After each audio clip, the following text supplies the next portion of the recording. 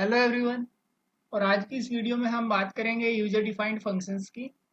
और we will see in this video how many types of user defined functions are there, or in how many way we can create the user defined functions. So user defined function can be created in the four types. First one is function with no argument and no return value. Second one is function with argument but with no return value. Third one is function with argument and return value. And fourth one is function with no argument but with return value. Right? So let's start with first one. So first one is function with no argument and no return value. मतलब ऐसे function जिसमें ना कोई argument होंगे और ना कोई return value होगी। तो सबसे पहले हमें यहाँ पर समझने की जरूरत है रिटर्न वैल्यू क्या है और आर्ग्यूमेंट क्या है। सो इसमें सबसे पहले देखते हैं फंक्शन मे और may not return A value. मतलब कोई फंक्शन वैल्यू रिटर्न भी कर सकता है और रिटर्न भी नहीं कर सकता। नॉन रिटर्निंग जो फंक्शन होते हैं उनको बोलते हैं वॉइड। क्या बोलते हैं? वॉइड बोलते हैं। जो नॉन रिटर्निंग फंक्शन होते हैं उनको क्या बोलते हैं? Void function. वॉइड का मीनिंग होता है नथिंग। जो जिन फंक्शन में वैल्यू रिटर्न नहीं होती सो दे मे और मे नॉट कंटेन रिटर्न। मतलब अगर वो रिटर्न कंटेन भी करेंगे तो रिटर्न के बाद कुछ नहीं होगा। ठीक है। either it may not contain return, or if it may contain return then after return there will be nothing. So if single return is there it means nothing, right? So let's see the example of function with no argument and with no return value. So let's see this example. So ये जब भी ये Python program execute होगा हमारा Python का interpreter जैसे ही उसे def keyword मिलता है वो उसको रीड नहीं करता। जैसे ही डेफ कीवर्ड मिलता है वो उसे रीड नहीं करता because Python interpreter know def means it's a starting of function and a function can't be invoke until and unless it is called। कोई भी फंक्शन का जो डेफिनेशन है हेडर पार्ट है, इसको हम फंक्शन डेफिनेशन भी बोलते हैं, हेडर पार्ट बोलते हैं, वो तब तक इन्वोक नहीं होगा जब तक कि हम उसे कॉल ना कर लें। तो इसे पाइथन इंटरप्रेटर रीड नहीं करता है, वो सीधा इस ब्लॉक को स्किप कर देगा। यहाँ पर जाएगा दिस इज वेलकम फंक्शन। अब ये वेलकम क्या है? वेलकम के बाद पैरेंथेसिस लगाया, it means it's a function. This is a function call. What is this? This is function call. इसको क्या बोलते हैं? Function call. It is a function call. It will invoke welcome function to perform its action और task. जैसे ही ये welcome function call हुआ इसको बोलते हैं फंक्शन कॉलिंग। ये क्या करेगा? वेलकम फंक्शन जहां पर डिफाइन है वहां पर स्विच करेगा। ठीक है। और यहाँ पर ये वेलकम फंक्शन डिफाइन है। ठीक है। आप इसका सिंटैक्स जानते हो फंक्शन का। डेफ, उसके बाद def followed by function name followed by parenthesis. अब देखिए पैरेंथेसिस के बाद इसमें कोई पैरामीटर नहीं है। It means this function is with no parameter. ये फंक्शन, इस फंक्शन के अंदर कोई भी पैरामीटर नहीं है। तो इस फंक्शन के जैसे ही कोलन मिला तो इसकी फंक्शन के इनसाइड इंटरप्रेटर रीड करना शुरू करेगा। पहला स्टेटमेंट उसे मिलेगा ये मैसेज। इस मैसेज को प्रिंट करेगा। प्रिंट के अंदर जो भी कुछ है वो प्रिंट हो जाता है सिंपली। दूसरा प्रिंट स्टेटमेंट क्या करेगा? जो भी मैसेज है वो मैसेज प्रिंट हो जाएगा। तो ये फंक्शन क्या है मेरा? ना तो ये कोई रिटर्न कर रहा है वैल्यू और ना ही इसमें मैं कोई पैरामीटर पास कर रहा हूँ। ठीक है। तो इस टाइप के फंक्शन को बोलते हैं function with no argument and no return value. इस फंक्शन के ना तो कोई आर्ग्यूमेंट है और ना ही कोई रिटर्न वैल्यू। ठीक है। आइए इसकी हम प्रैक्टिकल इम्प्लीमेंटेशन देखते हैं।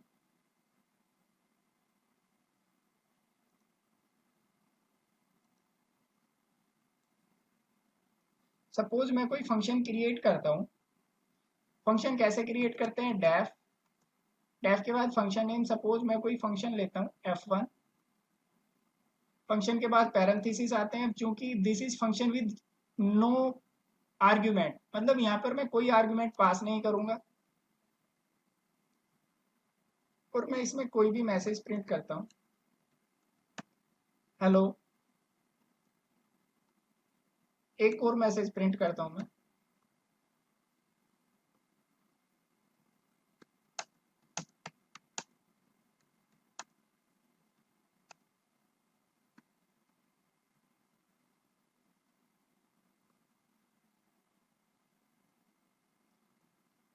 बस फंक्शन के अंदर मैं क्या करूंगा, दो प्रिंट स्टेटमेंट प्रिंट करता हूँ और मैं अब इस फंक्शन को कॉल करूंगा। फंक्शन को कॉल कैसे करते हैं, फंक्शन का नाम पैरेंथेसिस। जैसे ही ये फंक्शन कॉल होगा, जैसे ही मैं इसे रन करूंगा तो क्या होगा, देखिए क्या मैसेज आया, हेलो प्रिंट हुआ और क्या प्रिंट होगा, this is my first function program. यहाँ पर ये स्पेलिंग मिस्टेक हुई, तो hello this is my first function program. तो इस तरह से आप कोई भी फंक्शन क्रिएट कर सकते हो, and this is the example of function with no argument and no return value. This is the example of function with no argument and no return value.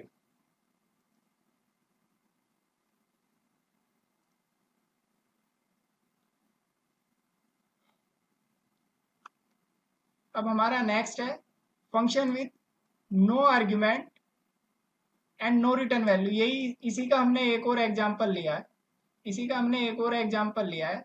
जैसे ही पाइथन इंटरप्रेटर डेफ को identify करेगा, इसको वो इस portion को skip करेगा, क्योंकि ये तब तक कॉल नहीं होगा जब तक कि हम यहाँ इस फंक्शन को कहीं से कॉल ना करें, तब तक इस पर पाइथन इंटरप्रेटर इसको पोर्शन को रीड नहीं करेगा।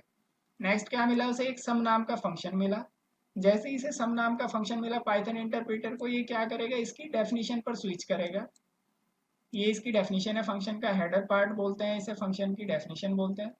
अब इसके अंदर कोई आर्ग्यूमेंट नहीं है, सिंपली क्या है, एक वेरिएबल है जिसके अंदर इनपुट करा रहे हैं हम कुछ वैल्यू, और उसे इंटीजर में कन्वर्ट कर लेंगे। एक दूसरी वैल्यू इनपुट करा रहे हैं, वो भी इंटीजर में कन्वर्ट होकर बी के अंदर आ जाएगी। और मैं क्या प्रिंट कर रहा हूँ, एक मैसेज प्रिंट कर रहा हूँ, सम इज, और जो वैल्यू एंटर की ए और बी वो ऐड हो जाएंगी। तो जैसे ही आप इस प्रोग्राम को रन करेंगे तो देखिए मैसेज आएगा, एंटर एनी वैल्यू, आपने वैल्यू एंटर की 10। फिर एक और मैसेज आएगा, एंटर अनदर वैल्यू, आपने एंटर की 20। तो सम क्या आ जाएगा, 10 + 20 is 30। So this is another example of function with no argument and no return value. आपने कोई आर्ग्यूमेंट मतलब आर्ग्यूमेंट कोई वैल्यू पास नहीं की, यहाँ पर कोई पैरामीटर पास नहीं किया, और ना ही इस फंक्शन ने कोई रिटर्न की वैल्यू। ठीक है। जो सेकंड कैटेगरी है मेरे पास, function with argument but with no return value, यानी कि मैं फंक्शन के अंदर आर्ग्यूमेंट तो पास करूंगा लेकिन वो फंक्शन कोई वैल्यू रिटर्न नहीं करेगा। देखते हैं, जितने भी पैरामीटर्स हैं वो पैरेंथेसिस के अंदर कैसे सेपरेट होते हैं, बाय कोमा।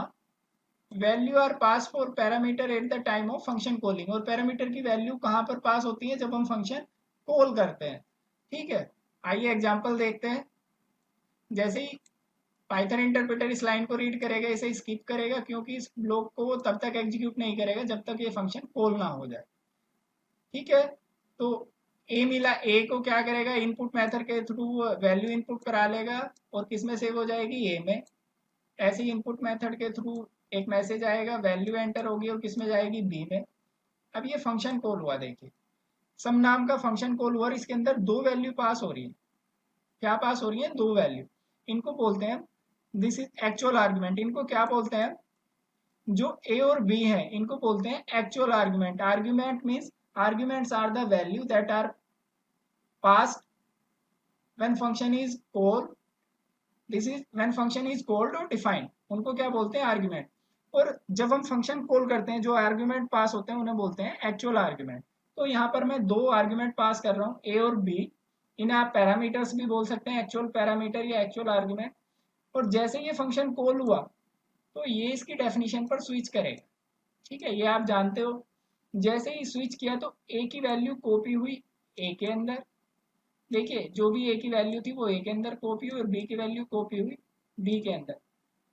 और फंक्शन के अंदर क्या प्रिंट करेगा, एक message, sum is a plus b. जो भी वैल्यू पास हुई है, सपोज जब आप इसे रन करोगे, पहली वैल्यू आपने की एंटर 20, तो यहाँ पर क्या आया, ए की वैल्यू 20 और दूसरी वैल्यू आपने एंटर की 30। तो दूसरी वैल्यू क्या है, सेकंड वैल्यू इज 30। तो क्या पास हुआ यहाँ पर, यहाँ पर पास हुआ 20 और 30 पास हुआ। तो 20 + 30 क्या मिलेगा, यहाँ पर आपको रिजल्ट क्या मिलेगा, 50। क्या रिजल्ट मिलेगा,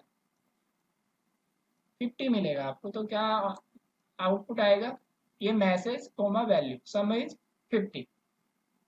तो ये एग्जांपल था function with argument but with no return value. यहाँ पर आप आर्ग्यूमेंट तो पास कर रहे हो, आर्ग्यूमेंट मतलब वैल्यू, लेकिन ये फंक्शन कोई भी वैल्यू रिटर्न नहीं करेगा। ठीक है। अब नेक्स्ट जो थर्ड मेरे पास टाइप है, that is function with no argument but with return value. देखिए यहाँ पर मैं कोई आर्ग्यूमेंट पास नहीं कर रहा हूँ, लेकिन ये फंक्शन रिटर्न करेगा कुछ वैल्यू। देखते हैं फंक्शन की वैल्यू कैसे रिटर्न करते हैं। We can return the value from function using the return keyword. मैं फंक्शन की वैल्यू कैसे रिटर्न कर सकता हूँ? मैं फंक्शन की वैल्यू रिटर्न कर सकता हूँ by using return keyword, right.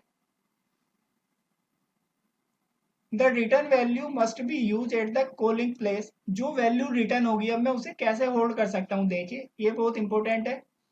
Either return value store in any variable और along with print statement और यूज इन एनी एक्सप्रेशन। अब ये आपको प्रैक्टिकली समझ में आएगा। यहाँ पर आपको मैंने कोशिश की है आपको समझा पाऊँ, लेकिन आप जब प्रैक्टिकली समझ पाएंगे इसे तब ज़्यादा बेटर है। मैंने इसमें दोनों एग्जाम्पल कवर किए हैं। देखिए ये दो एग्जाम्पल है, इनमें डिफरेंस ये है कि एक में मैं रिटर्न वैल्यू दूसरी तरीके से कर रहा हूँ, एक में रिटर्न वैल्यू दूसरे तरीके से कर रहा हूँ। अब जैसे इस लाइन को पाइथन इंटरप्रेटर रीड करेगा, इसको स्किप करेगा क्योंकि ये कोड तब तक एग्जीक्यूट नहीं होगा इस फंक्शन की डेफिनेशन वाला जब तक ये फंक्शन कॉल ना हो। This is called flow of execution, right. अब ये कब, जैसे यहाँ पर आया एस इक्वल टू सम, अब ये फंक्शन कॉल हुआ, ये क्या हुआ सम, इसके अंदर कोई आर्ग्यूमेंट पास नहीं हुए लेकिन ये फंक्शन कॉल हुआ। जैसे ही फंक्शन कॉल हुआ तो ये इसकी डेफिनेशन पर स्विच करेगा। अब जैसे ही डेफिनेशन पर स्विच किया तो क्या मिला, इसके अंदर एग्जीक्यूशन स्टार्ट हुई। तो पहली लाइन क्या है, कोई वैल्यू इनपुट होगी ए के अंदर आएगी, दूसरी लाइन में वैल्यू इनपुट होगी बी के अंदर आएगी, और ये क्या करेगा ए और बी की वैल्यू को ऐड करेगा और रिटर्न करेगा। देखिए जब भी कोई फंक्शन वैल्यू रिटर्न करता है तो उसे कोई ना कोई वेरिएबल होल्ड करेगा। अब देखिए इसको कौन होल्ड करेगा, एस, इसीलिए मैंने लिखा है S equal to sum. So by this way you can hold the value of return function, मतलब जो भी फंक्शन रिटर्न कर रहा है उस वैल्यू को। जो एक कैटेगरी थी जो हमने पिछले वाली स्लाइड में देखा था कि फंक्शन जो रिटर्न वैल्यू है आप उसको कैसे होल्ड कर सकते हो, by using any variable. So we are holding the return value in the form of a variable say S, और यहाँ पर मैं प्रिंट कर दूंगा सम इज एस। तो देखते हैं इसकी एग्जीक्यूशन। जैसे ये यहाँ पर हम दो वैल्यू एंटर करेंगे, जैसे ये फंक्शन कॉल हुआ, देखिए जैसे ये फंक्शन कॉल हुआ डेफिनेशन पर जाएगा, वहां पर तो वैल्यू एंटर होंगी। एंटर एनी वैल्यू आपने पहले एंटर की 20, फिर दूसरी लाइन में फिर एक इनपुट मेथड के थ्रू मैसेज आएगा, आप फिर एक वैल्यू एंटर करोगे 20। तो 20, सो 20 प्लस 20 ऐड होंगे, 20 प्लस 20 क्या हुआ, 20 plus 20 will be added and return to S. So S में क्या मिला मुझे 40, एस में क्या मिला मुझे, एस विल कंटेन रिजल्ट 40, और एस की वैल्यू क्या प्रिंट हो जाएगी, सम इज 40। तो क्या प्रिंट हो जाएगा, सम इज 40। ये तो था किसी वेरिएबल के थ्रू वैल्यू को, रिटर्न वैल्यू को होल्ड करना। अब ये दूसरा तरीका है, देखते हैं। जैसे ही पाइथन इंटरप्रेटर डेफ देखेगा इसको रीड नहीं करेगा। जब ये कब रीड होगा, जैसे ही ये फंक्शन कॉल होगा। अब यहाँ पर आया, यहाँ पर इसे प्रिंट स्टेटमेंट मिला। प्रिंट का मतलब क्या है, प्रिंट का मतलब है जो भी इसके अंदर है उसे प्रिंट करना। तो इसके अंदर क्या है, एक मैसेज है सम इज, और फंक्शन कॉल हुआ। अब देखिए यहाँ पर मैं, वहां पर मैं क्या कर रहा था, किसी वेरिएबल के थ्रू वैल्यू होल्ड कर रहा था। अब ये पहले तो ये फंक्शन कॉल होगा, सम नाम का फंक्शन कॉल हुआ, इसकी डेफिनेशन पर स्विच किया इसने। जैसे ये फंक्शन कॉल हुआ तो एक मैसेज आया इनपुट एनी वैल्यू, और वो वैल्यू इंटीजर में कन्वर्ट होगी और किसके अंदर सेव हो जाएगी, ए के अंदर। अनदर वैल्यू एंटर, ऐसा मैसेज आएगा, ठीक है, और वो वैल्यू किसके अंदर सेव हो जाएगी, बी के अंदर सेव हो जाएगी। और ये क्या करेगा, ए और बी को ऐड करेगा, रिटर्न करेगा। अब देखो रिटर्न की वैल्यू कौन होल्ड करेगा, ये फंक्शन कहाँ पर कॉल हुआ, यहाँ पर कॉल हुआ है, तो ये वैल्यू यहाँ पर रिटर्न होगी इस फंक्शन को। तो मैसेज कोमा जो भी रिटर्न हुई वैल्यू वो प्रिंट हो जाएगी। तो क्या प्रिंट हो जाएगा, सम इज 30। सपोज आपने एक वैल्यू एंटर की 10 और दूसरी वैल्यू एंटर की 20, तो क्या प्रिंट हो जाएगा, सम is 30। So either you can print the return value inside print statement. Simply inside print statement you can call the function, or either you can use a variable to hold the value of return function, right आप ऐसे भी लिख सकते हो variable name equal to function calling, और जो भी function calling से रिटर्न होगी वो उस वेरिएबल के अंदर आएगी, then you can print that value, और either directly inside print statement you can simply call the method. ये चीजें आपको क्लियर होंगी, ठीक है। अब इसमें जो लास्ट टाइप है वो देखते हैं। लास्ट टाइप है हमारा function with argument and with return value, मतलब जिस फंक्शन में आर्ग्यूमेंट भी होंगे और रिटर्न भी करेगा वो वैल्यू। देखते हैं, जैसे ही पाइथन इंटरप्रीटर को डेफ मिला इसको रीड नहीं करेगा जब तक ये फंक्शन कॉल ना हो। ए इक्वल टू इनपुट मेथड के थ्रू एक वैल्यू इनपुट होगी, इंटीजर में कन्वर्ट होगी और ए में सेव हो जाएगी। एक दूसरी वैल्यू इनपुट होगी और बी में सेव हो जाएगी। सम मेथड कॉल हुआ, देखिए दो वैल्यू पास हुई, ए की वैल्यू पास हुई और बी की, ये फंक्शन कॉल हुआ। जैसे ही फंक्शन कॉल होगा इसकी डेफिनेशन पर स्विच करेगा, तो ए की वैल्यू किस में पास हुई, ए के अंदर, और बी की वैल्यू किस में पास हुई, बी के अंदर। तो सपोज आपने एंटर किया था यहाँ पर 10 और 20, तो यहाँ पर क्या पास हुआ, यहाँ पर पास हुआ 10 और यहाँ पर पास हुआ 20। जो आपने दो वैल्यू एंटर की थी वही तो पास किए ए और बी। पहले वाली वैल्यू ए के अंदर गई थी, दूसरे वाली वैल्यू बी के अंदर गई थी, राइट। सो वही वैल्यू आपने पास की तो उन वैल्यू की कॉपी, वो वाली वैल्यू कॉपी हो जाती है फंक्शंस जहां पर भी फंक्शन डिफाइन होता है। तो ये दोनों वैल्यू यहाँ पर ए और बी में कॉपी हुई। अब ये क्या करेगा, ए प्लस बी, ए और बी की वैल्यू ऐड होंगी, क्या होगी 30, ए प्लस बी क्या हुआ 10 प्लस 20 30, और रिटर्न करेगा। रिटर्न करेगा तो कोई ना कोई होल्ड करेगा, कौन होल्ड कर रहा है, यहाँ पर एस के थ्रू मैं होल्ड कर रहा हूँ वैल्यू किसी वेरिएबल के थ्रू, और मैं एस की वैल्यू प्रिंट कर लूंगा, sum is comma S, sum is 30। So like this you can use user defined function according to your need, according to the requirement of the program. I hope you understood this concept of user defined function and its type. Thank you for watching this video.